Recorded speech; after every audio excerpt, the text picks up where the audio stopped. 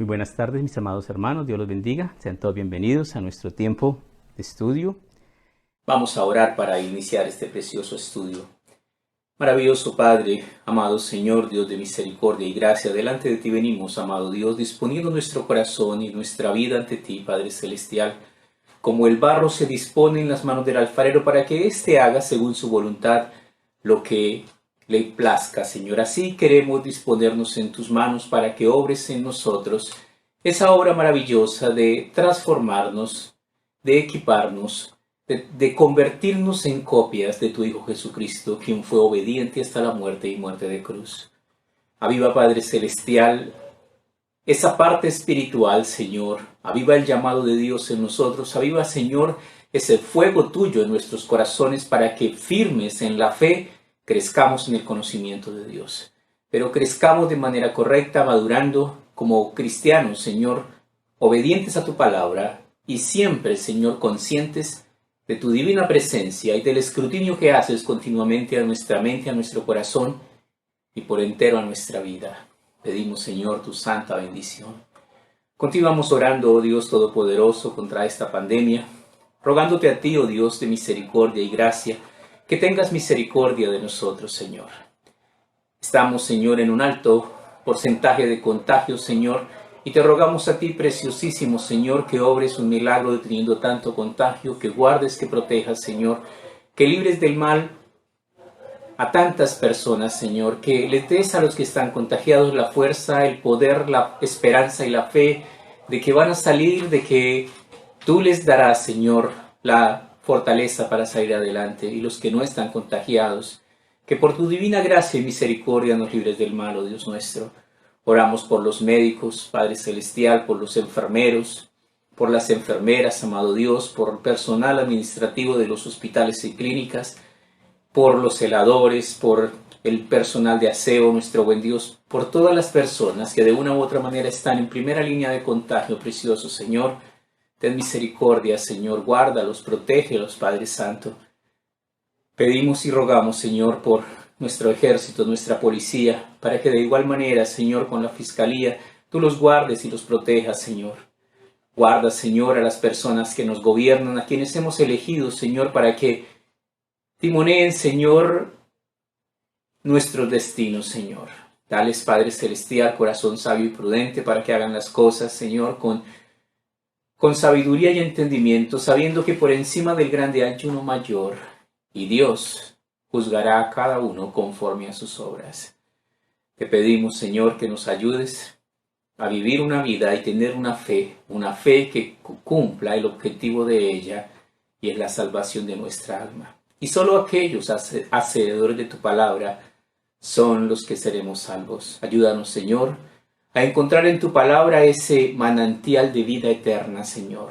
Esos consejos vivificantes, esa agua de vida, Señor, que nutre, que limpia, que salva, que transforma vidas. Permite, Padre Celestial, que al escuchar tu palabra aprendamos a colocar toda disposición para obedecer de corazón.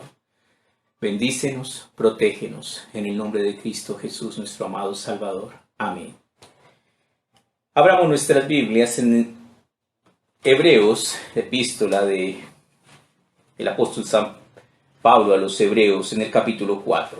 Inicia este capítulo 4 de una manera muy especial, rompiendo algunos conceptos cerrados. Dice: temamos pues, no sea que permaneciendo aún la promesa de entrar en su reposo, alguno de vosotros parezca no haberlo alcanzado. Aquí nos habla de varias cosas. Una, el reposo. Otra, no alcanzarlo. Otra, temer.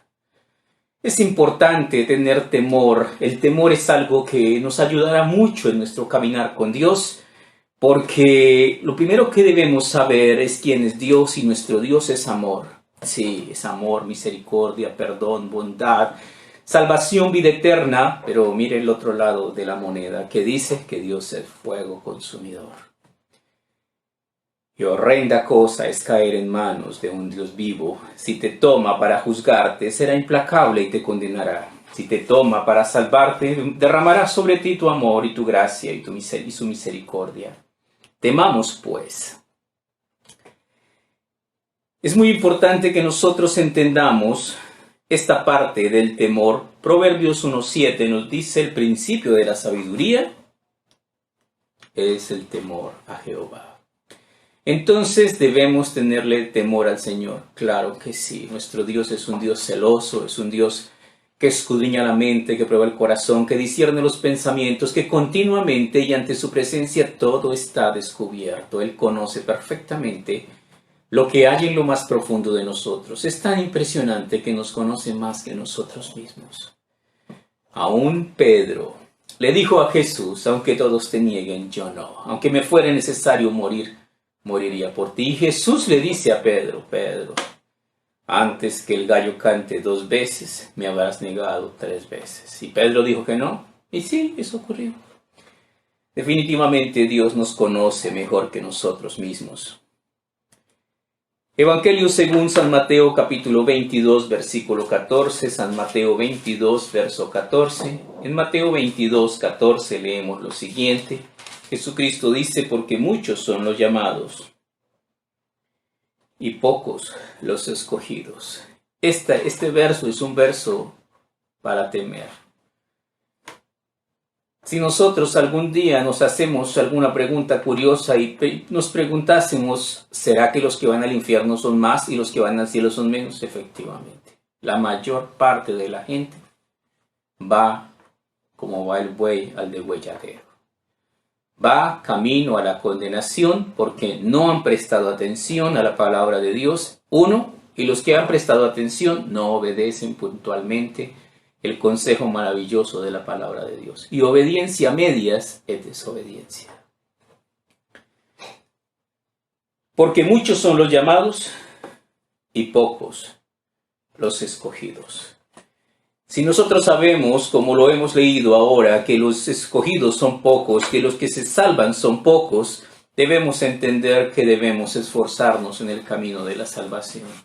La salvación es un regalo de Dios, pero está dado para los esforzados y valientes, para aquellos que realmente se proponen y se esfuerzan por entrar por la puerta angosta, por obedecer, por librarse del pecado y de la muerte y por vivir una vida de santidad conforme a la voluntad de Dios.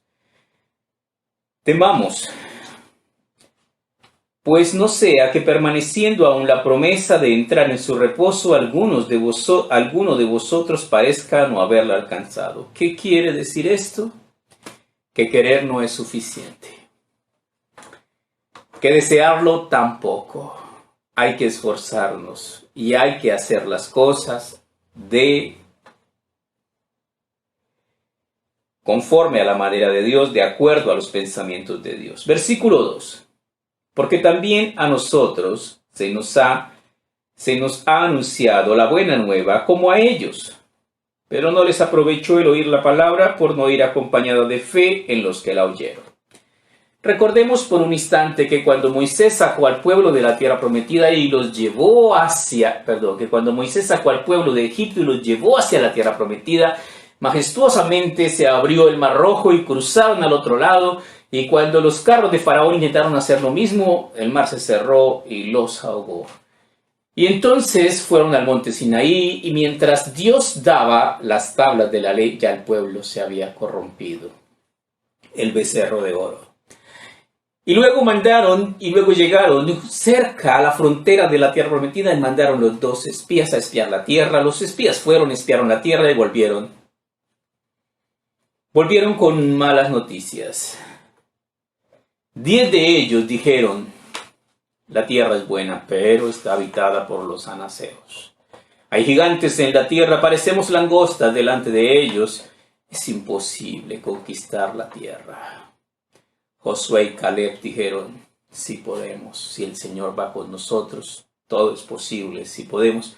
Y el pueblo se desanimó, y el pueblo se desmoralizó, y el pueblo empezó a murmurar, y el pueblo no quiso obedecer a Dios. Y entonces Dios les dijo: pagarán con su vida su desobediencia.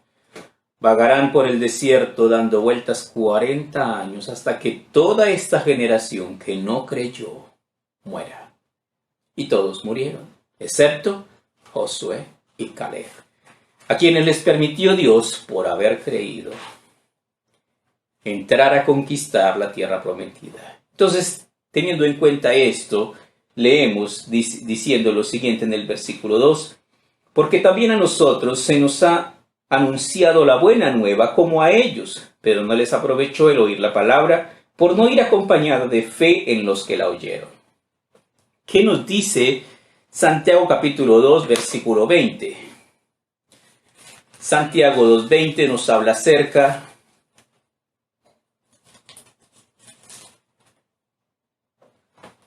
Hebreos, Santiago, estaba aquí nomás.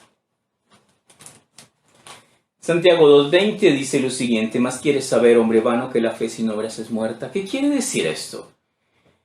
Que si yo digo que tengo fe, pero no hago nada más, no sirve de nada. Decir sin hacer no sirve de nada. No fue justificado por las obras Abraham, nuestro padre, cuando ofreció a Isaac su hijo sobre el altar. ¿No ves que la fe actuó juntamente con las obras y que la fe se perfeccionó por las obras? Dios le dijo a Abraham: sube al monte Moriah, y allá en la cima del monte Moriah sacrifícame a tu único hijo, a Isaac. Y Abraham tenía las promesas de Dios: en Isaac te será llamado descendencia. Pero Dios le dice: sacrifíquelo. Y Abraham creyó en las promesas de Dios y se fortaleció y subió con su hijo, y su hijo cargó la leña, y el hijo todavía le hace una pregunta: Padre mío, llevamos el fuego, llevamos el cuchillo, llevamos la leña, ¿no se nos está olvidando algo, papá? Y Abraham le responde: Dios se proveerá de un sacrificio. Y cuando llegaron arriba, prepararon el altar del sacrificio, y Moisés y Abraham amarró a Isaac. E Isaac entendió que él era el sacrificio. Y Abraham lo iba a matar. Pero él sabía que Dios era tan poderoso que se lo podía resucitar. Sí, pero Dios le dijo: mátemelo. Entonces él lo iba a matar. Y Dios le dijo a Abraham: no extiendas tu mano sobre el muchacho, porque sé que temes a Dios. Y Dios se proveyó de un sacrificio, efectivamente. Pero vemos algo maravilloso, y es que la fe y las obras van juntas. Sigue explicándonos acá, dice: y se cumplió la palabra que dice: Abraham creyó a Dios, y le fue contado por justicia, y fue llamado amigo de Dios. Vosotros veis, pues, que el hombre es justificado por las obras, y no solamente por la fe. Asimismo, Rahab, la ramera, ¿no fue justificada por obras cuando recibió a los mensajeros y los sirvió por otro camino? ¿Quién era Rahab? Una ramera de Jericó. ¿Y qué hizo? Hizo obras. Envió a los espías por un camino diferente y dijo a sus perseguidores que se habían ido por otro lado, protegiéndolos y así consiguiendo una promesa de salvación para ella y su familia. Volvemos entonces a nuestro capítulo 4. Dice: porque también a nosotros se nos ha anunciado la buena nueva como a ellos, cual cree en el Señor Jesucristo, estudia, conoce y vive, obedece la palabra de Dios. Pero no les aprovechó el oír la palabra por no ir acompañado de fe en los que le oyeron. La palabra de Dios es un libro de instrucciones para que aquel que quiera ir al cielo sepa cómo debe comportarse, qué es lo que tiene que hacer. Versículo 3. Pero los que hemos creído entramos en el reposo. De la manera que dijo: por tanto juré en mi ira, no entrarán en mi reposo. Aunque las obras suyas estaban acabadas desde la fundación del mundo. ¿Qué quiere decir todo esto? Hay tantas cosas maravillosas. Vamos a otra vez, dice: pero los que hemos creído entramos en el reposo de la manera que dijo. ¿Qué significa esta parte, que los que hemos creído entramos en el reposo? Significa que nosotros entramos en ese descanso, en esa confianza, en esa comunión. Jesucristo nos dijo: mi paz os dejo, mi paz os doy. Yo no os la doy como el mundo la da. No se turbe vuestro corazón y tenga miedo. Y ese reposo y esa confianza es saber que Dios es nuestro amigo, es nuestro ayudador, es nuestro Salvador. Y podemos estar tranquilos y podemos estar confiados en cualquier situación que pasemos, porque sabemos que Dios nos ayudará. El Señor nos socorrerá. El Señor siempre estará con nosotros. Pero también incluye otras cosas. Por tanto, juré en mi ira, no entrarán en mi reposo. ¿Qué pasa cuando Dios se enoja? Libro de los Salmos dice en el capítulo 2: honrad al Hijo para que no se enoje y perezcáis en el camino, pues se inflama de pronto su ira. ¿Qué pasó cuando Dios les dijo que conquistaran la tierra? Se desanimaron, no quisieron obedecer a Dios, se rebelaron y Dios les dijo: no van a entrar, se devuelven al desierto a morir. Y efectivamente eso ocurrió. ¿Qué pasa cuando mi vida de obediencia no es una vida de obediencia? El Señor nos advierte, dice: convertiré tus bendiciones en maldiciones. ¿Por qué? Porque la obediencia trae consigo bendición y la desobediencia trae consigo maldición. Por tanto, juré en mi ira, no entrarán en mi reposo, aunque las obras suyas estaban acabadas desde la fundación del mundo. ¡Qué verso tan hermoso! Las obras suyas estaban acabadas desde la fundación del mundo. Algunas personas dicen: pero cuando Satanás le dio golpe de estado a Dios, entonces Dios fue cogido de sorpresa y no supo Dios. Nada de eso es cierto. El Omnisciente lo sabe todo. Cuando el hombre pecó desobedeciendo el único mandamiento que Dios le había dado en el huerto, en el paraíso de Dios: de todo árbol del huerto podéis comer, pero del árbol de la ciencia del bien y del mal no comeréis. Dios sabía ya lo que se debía hacer y lo profetizó de una manera muy especial en el libro de Génesis. En el capítulo 3, Dios habla con la mujer y le dice: y pondré enemistad entre ti, Satanás, y la mujer, entre tu simiente, la simiente maligna de Satanás, y la simiente suya, la simiente de la mujer. Profetizando de una manera maravillosa que algún día en el futuro, hoy día para nosotros pasado, una mujer escogida por Dios concebiría por obra y gracia del Espíritu Santo, llamada María. Y pondré enemistad entre ti y la mujer, entre tu simiente y la simiente suya. Esta te herirá en la cabeza y tú la herirás en el calcañar. ¿Qué quería decir todo eso?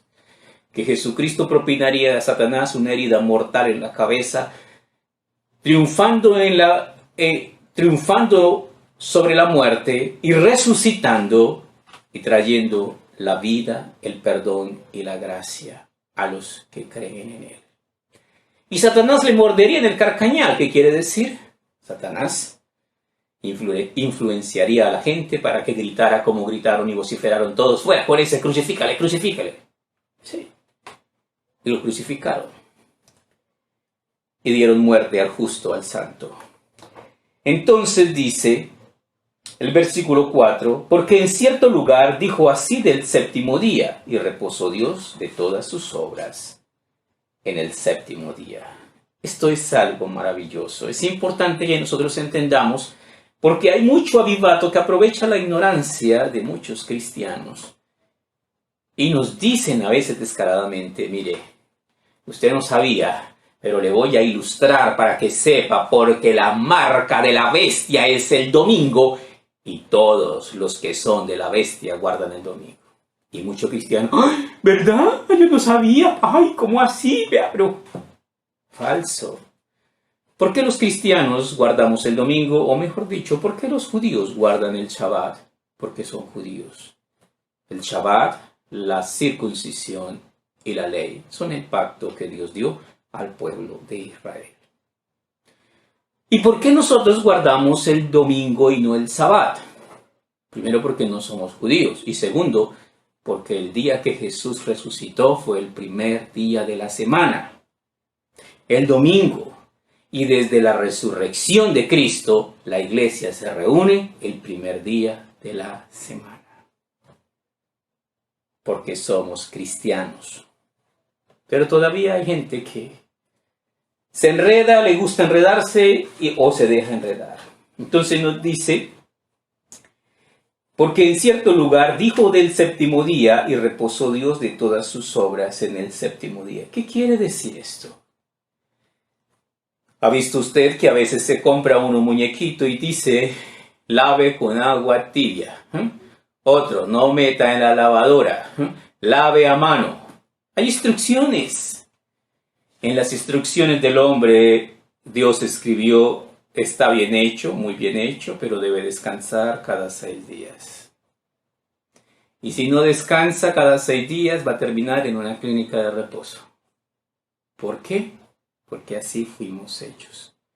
Entendamos nosotros que no es que Dios se cansó, se fatigó, el Señor terminó su obra de creación. Dios no se cansa. Dios no es humano como nosotros. El séptimo día fue hecho por causa del hombre, porque Dios lo hizo para que descanse en periodos. Cada séptimo día debe tomar tiempo para descansar, y si no se llena de estrés, y si no, colapsa su sistema nervioso. Pero muchas personas, y entre ellos muchos cristianos, no han leído las instrucciones. ¿Y cuál es el libro de instrucciones, Pedro? Aquí está. Todo eso está escrito acá.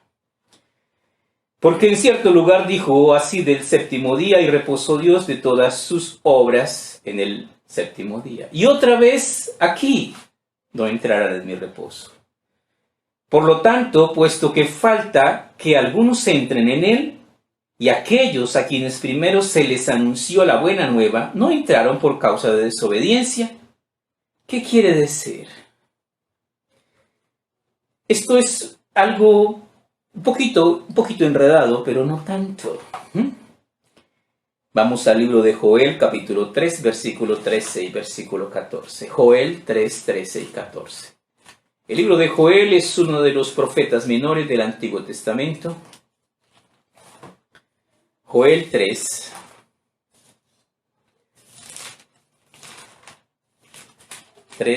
13 y 14. Dice algo muy curioso, Joel 3, 13 y 14. Dice lo siguiente: echad la hoz, porque la mies está ya madura. Venid, descansad, porque el lagar está lleno, rebosan las cubas, porque mucha es la maldad de ellos. Qué verso tan extraño. La hoz servía para recoger el trigo o lo que se quisiera recoger, porque la mies está madura, es tiempo de cosechar. Venid, descansad, porque el lagar donde se echaban las uvas para pisarlas, para sacar el jugo, está lleno, rebosan las cubas, porque mucha es la maldad de ellos. ¿De qué está hablando? Está hablando del juicio del juicio de Dios, del juicio de la humanidad, cuando la maldad de los hombres llegue a un extremo supremamente alto, así como Sodoma y Gomorra. Dios envió sus ángeles y fuego y azufre llovió sobre ella. El versículo que sigue, el 14. Muchos pueblos en el valle de la decisión, porque cercano está el día de Jehová en el valle de la decisión. ¿Qué quiere decir eso? En eso consiste la vida, en el valle de la decisión. A través del valle de sombra de muerte caminamos para tomar una decisión, con o contra. Josué dijo en el libro de Josué: y si mal os parece servir a Jehová, escogeos hoy a quien serváis. A los dioses de los amorreos en cuya tierra habitáis, pero yo y mi casa serviremos a Jehová. ¿Sabes qué significa eso? Es tu decisión. El problema es que yo decido, como cuando voy al restaurante, yo decido qué voy a comerme de lo que está allí en la carta. Pero después a mí me pasa una cosita así. ¿Qué hay que hacer? Pagar. Tú decides, tú pagas. Dice, versículo 6, por lo tanto, puesto que falta que algunos entren en él, Y aquellos a quienes primero se les anunció la buena nueva no entraron por causa de desobediencia, refiriéndose a muchos judíos. Otra vez determina un día hoy diciendo, después de tanto tiempo por medio de David, como se dijo, si oyereis hoy su voz, no endurezcáis vuestros corazones. ¿Qué es lo que está diciendo? No te hagas el que no es contigo cuando Dios está hablando contigo.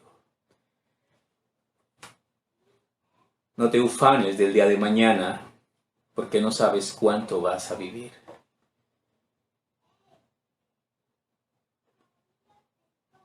Lo sabio, dice un proverbio, el avisado ve el mal y se apercibe. Lo sabio es que arreglemos cuentas con Dios a tiempo. Si confesamos nuestros pecados, Él es fiel y justo para perdonar nuestros pecados y limpiarnos de toda maldad. Pero si no confesamos nuestros pecados, si no pedimos perdón, pagaremos. Y la paga del pecado es la muerte. Dice en el versículo 8, porque si Josué les hubiera dado el reposo, no quedaría después de otro día. Por tanto, queda un reposo para el pueblo de Dios. Porque el que ha entrado en su reposo también ha reposado de sus obras, como Dios de las suyas. Verso curioso y muy hermoso. ¿Qué quiere decir esto de reposar? Quiere decir que tenemos tranquilidad. Evangelio según San Mateo capítulo 11, versículo 25, San Mateo 11, 25, nos dice lo siguiente. Mateo 11, 25. En aquel tiempo respondió Jesús, te alabo, Padre, Señor del cielo y de la tierra, porque escondiste estas cosas de los sabios y de los entendidos y las revelaste a los niños. Sí, Padre, porque así te agradó. ¿Qué quiere decir esto? Que mucha de la gente intelectual y muy estudiada no entienden las cosas de Dios, pero hay mucha gente sencilla que abre la Biblia y la entiende. A eso se refiere.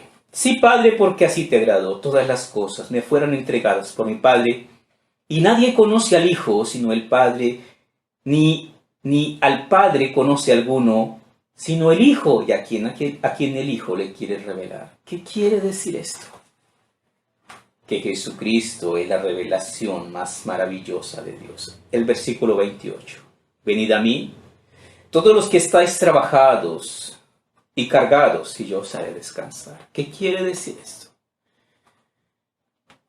Nuestro Señor Jesucristo nos trae paz, nos trae perdón de pecados y nos ayuda a caminar cada día en nuestra vida y a enfrentar los problemas que tengamos en el día a día. Y con ayuda la vida es más llevadera. ¿Por qué se nos permite descansar? Porque Él nos ayuda a cargar nuestra carga. Venid a mí todos los que estáis trabajados y cargados, y yo os haré descansar. Llevad mi yugo sobre vosotros y aprended de mí, que soy manso y humilde de corazón. ¿Qué quiere decir eso? Que tenemos que...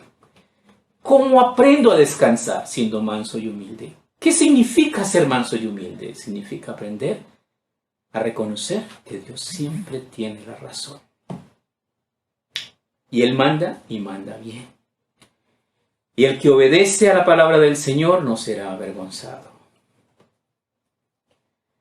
Venid a mí todos los que estáis trabajados y cargados, y yo os haré descansar. Llevad mi yugo sobre vosotros y aprended de mí, que soy manso y humilde de corazón, y hallaréis descanso para vuestras almas.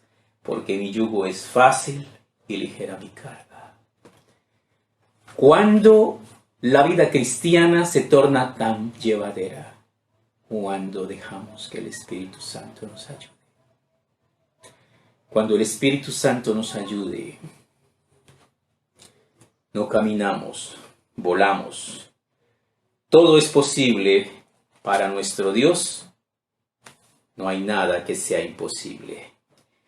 Regresamos a nuestro estudio, capítulo 4, versículo 11, dice: procuremos pues entrar en aquel reposo para que ninguno caiga en semejante ejemplo de desobediencia. ¿Cuál ejemplo de desobediencia? Conchudez. ¿Será que hay cristianos conchudos? Sí. ¿Qué clase de conchudez? El que sabe hacer lo bueno y no lo hace, le es contado por pecado. Absteneos de toda especie de mal. Todo lo justo, todo lo bueno, todo lo amable, todo lo que es de buen nombre, eso pensad, eso haced. Porque la palabra de Dios es viva y eficaz, más cortante que toda espada aguda de dos filos, que penetra hasta partir el alma y el espíritu, las coyunturas y los tuétanos, y discierne los pensamientos y las intenciones del corazón. Y no hay cosa creada que no sea manifiesta en su presencia. Antes bien, todas las cosas están desnudas y abiertas a los ojos de aquel a quien tenemos que dar cuenta. Dios no necesita que Mengano le diga, ay, si sabe de Perencejo, mire, se torció. Ese, mira, ya estaba echando cerveza y eso, mejor dicho. Dios sabe todo de todos.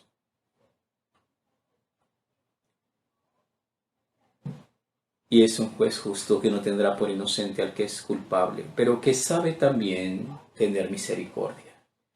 Dios es un Dios que se complace en perdonar. Salmo 119, versículo 11. El Salmo 119, versículo 11 nos da una de las claves más importantes para aprender a vivir una vida de obediencia y de santidad a Dios. Salmo 119, versículo 11 dice, en mi corazón he guardado tus dichos para no pecar contra ti. Bendito tú, Jehová, enséñame tus estatutos. Con mis labios he contado todo lo dicho de tu boca, y me he gozado en el camino de tus mandamientos más que de toda riqueza. En tus mandamientos meditaré, consideraré tus caminos, me regocijaré en tus estatutos, no me olvidaré de tus palabras. Si esto hacemos, alejaremos el pecado de nuestra vida. Pero si no lo hacemos, el pecado encontrará en nosotros un buen lugar para vivir. Volvemos a Hebreos capítulo 4, versículo 13, dice, y no hay cosa creada que no sea manifiesta en su presencia, antes bien todas las cosas están desnudas y abiertas a los ojos de aquel a quien tenemos que dar cuenta. ¿Qué quiere decir esto? Que caminemos con pie de plomo, que pensemos bien, que caminemos, que hablemos cuidadosamente, que entendamos que nos están grabando. ¿Ha entrado a un banco? Por su seguridad está siendo grabado. ¿Y usted? Uy. Así tenemos que andar día a día, minuto a minuto, cada momento de nuestra vida, porque Dios está viéndonos. Por tanto, teniendo un gran sumo sacerdote que traspasó los cielos, Jesús, el Hijo de Dios, retengamos nuestra profesión. ¿Qué significa esto? Significa que cada día yo debo ser un cristiano mejor, más preparado, más consagrado, más obediente, más comprometido con Dios. Lo curioso es que tristemente la queja del escritor de Hebreos es que estos cristianos hebreos crecían como la cola de las vacas, hacia abajo. Supone que uno crece hacia arriba. ¿Qué significa? La madurez es un proceso que se puede evitar. Hay quienes no maduran. Y hay quienes nunca agarran la fe de tal manera que comprendan que es el único salvavidas. Entonces nos dice acá, por tanto, teniendo un gran sumo sacerdote que traspasó los cielos, Jesús el Hijo de Dios, retengamos nuestra profesión. Esto de retener nuestra profesión significa permanecer. Evangelio según San Juan capítulo 15, versículos 4 y 5, San Juan 15, versículos 4 y 5, nos advierte acerca de permanecer. San Juan 15, 4 y 5. San Juan 15, versículo 4 y versículo 5 dice, permaneced en mí y yo en vosotros. Dice Jesús, como el pámpano no puede llevar fruto por sí mismo si no permanece en la vid, así tampoco vosotros si no permanecéis en mí. Yo soy la vid, vosotros los pámpanos. El que permanece en mí y yo en él, este lleva mucho fruto, porque separados de mí, nada podéis hacer. Versículo 15 del capítulo 4. Porque no tenemos un sumo sacerdote que no pueda compadecerse de nuestras debilidades, sino uno que fue tentado en todo, según nuestra semejanza, pero sin pecado. ¿Qué quiere decir esto? Algunas mujeres se acercan a un hombre a pedirle consejería porque tienen, ¿qué? ¿Cómo se llama esto que llega después de los partos? Tienen depresión postparto. Y el hombre pues no entiende eso. Pero qué bueno es que otra mujer que sepa qué es la depresión postparto le diga, amiguita, mire, haga esto, ¿por qué? ¿Por qué sabe tanto? Porque ya lo vivió. Porque no tenemos un sumo sacerdote que no pueda compadecerse de nuestras debilidades, sino uno que fue tentado en todo según nuestra semejanza, pero sin pecado. Jesucristo se parecía mucho a cualquier ser humano, pero era supremamente diferente, totalmente distinto. Nosotros pecamos muchas veces, Él nunca pecó. Acerquémonos pues confiadamente al trono de la gracia para alcanzar misericordia y hallar gracia para el oportuno socorro. ¿Qué quiere decir esto? Busquemos confiadamente, busquemos confiar totalmente en Dios, porque Él es un Dios misericordioso. Primera de Juan, capítulo 2, versículo 1. Primera de Juan, capítulo 2, versículo 1, dice lo siguiente: hijitos míos, estas cosas os escribo para que no pequéis. Y si alguno hubiere pecado, abogado tenemos para con el Padre, a Jesucristo el justo. ¿Qué significa eso? Significa que Dios nos entiende, que Dios conoce nuestras debilidades. Pero recuerde una cosa, Dios no es ministro de pecado para que nosotros pensemos que si vivimos en pecado complacemos a Dios. No, Dios está airado todos los días contra el impío. Y aquel que practica el pecado no es un hijo de Dios, es un hijo del diablo. Así que cada día, despojaos de todo peso y del pecado que os asedia, y corramos con paciencia la carrera que tenemos por delante, puestos los ojos en Jesús. ¿Qué significa puestos los ojos en Jesús? Mirémoslo, imitémoslo. Haya pues en vosotros este mismo sentir que hubo también en Cristo Jesús, el cual, siendo en forma de Dios, no estimó el ser igual a Dios como cosa que aferrarse, sino que se despojó a sí mismo, tomando forma de siervo, hecho semejante a los hombres, y estando en la condición de hombre, se humilló a sí mismo, haciéndose obediente hasta la muerte y muerte de cruz. ¿Qué significa eso? Que tenemos que esforzarnos para ser cada día más obedientes, más santos, más consagrados, más de nuestro Dios. Vamos a orar. Maravilloso Padre, te damos gracias por tu gran piedad y tu inmensa misericordia. Delante de ti venimos, Padre Santo, a pedirte, Padre Celestial, que con tu Espíritu Santo la buena obra que te has propuesto hacer en cada uno de nosotros la continúes haciendo, la perfecciones, hasta que todos lleguemos a la unidad de la fe y del conocimiento de Dios, a un varón perfecto a la medida de la estatura de la plenitud de Cristo. Ayúdanos, amado Dios, a ser firme en nuestra vocación, a tomar en serio nuestra salvación, convertirnos, Señor, no solo en oidores de la palabra de Dios, sino en mucho más que eso, en hacedores de ella. Bendícenos, amado Dios. Colocamos en tus manos nuestra vida. Te damos gracias por tus grandes misericordias. Bendecimos a nuestros hermanos. Te pedimos, Señor, que nos des cada día tu preciosa bendición.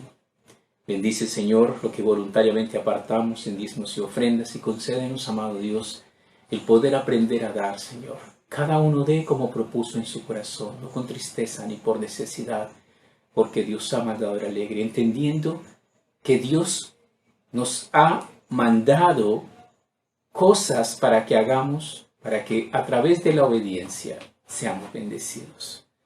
Gracias te damos, oh Dios amado, en el nombre de Cristo Jesús. Amén.